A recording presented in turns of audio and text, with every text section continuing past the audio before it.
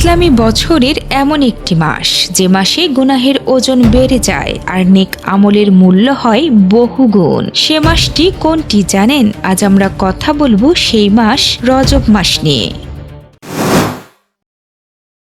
রজব মাস ইসলামী বছরের অত্যন্ত মর্যাদাপূর্ণ একটি মাস। এটি হারাম মাসগুলোর একটি, যে মাসগুলোতে গুনাহ করা আরো ভয়াবহ এবং নেক আমল আরো বেশি ফজিলতপূর্ণ। ইসলামে মোট 4টি হারাম মাস রয়েছে: মুহররম, জুলকাদা, জুলহিজ্জা, রজব। নবীজি সাল্লাল্লাহু আলাইহি সাল্লাম বলেছেন, আল্লাহ যেদিন আসমান জমিন সৃষ্টি করেছেন সেদিন থেকেই সময় এভাবেই আবর্তিত হচ্ছে। এক বছরে 12 মাস। এর মধ্যে 4টি মাস সম্মানিত, 3টি পরপর, জুলকাদা, জুলহিজ্জা ও মুহররম, আর একটি হলো রজব, যা জুমাদা ও শাবানের মাঝখানে। এ থেকেই বোঝা যায় রজব মাস আল্লাহর কাছে বিশেষ মর্যাদা সম্পন্ন।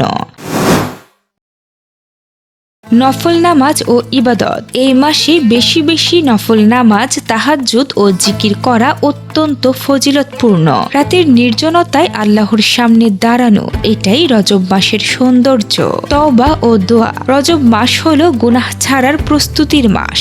এই মাসেই আমাদের হৃদয়কে পরিশুদ্ধ করার দরজা খুলে যায়। আল্লাহ তাআলা বলেন, হে মুমিনগণ, তোমরা সবাই আল্লাহর দিকে তওবা করো যাতে তোমরা সফল হতে পারো। সদকা ও দান। রজব মাসে দান সদকা করা হৃদয়কে নরম করে, সমাজে দয়া ও সহমর্মিতা ছড়িয়ে দেয়। গোপনে দেওয়া সদকা আল্লাহর কাছে সবচেয়ে প্রিয়। কুরআনের সাথে সম্পর্ক বৃদ্ধি। রজব মাস থেকেই কুরআনের সাথে সম্পর্ক গভীর করার অভ্যাস গড়ে তুলুন, কারণ এই মাসই আমাদের নিয়ে যায় শাবান হয়ে রমজানের দিকে। রজব আমাদের শেখায় নিজের নফসকে নিয়ন্ত্রণ করতে, অহংকার ও খারাপ অভ্যাস ত্যাগ করতে, মানুষকে ক্ষমা করতে ও সাহায্য করতে। এই মাস আসলে আত্মশুদ্ধির ট্রেনিং মাস। রজব মাস আল্লাহর সম্মানিত মাস।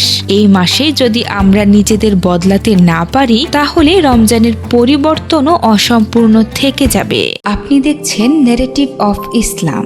ইসলামী জ্ঞান ও সঠিক তথ্য পেতে ভিডিওটি লাইক করুন, চ্যানেলটি সাবস্ক্রাইব করুন আর পাশে থাকা বেল আইকনে ক্লিক করুন যেন কোনো ভিডিও মিস না হয়।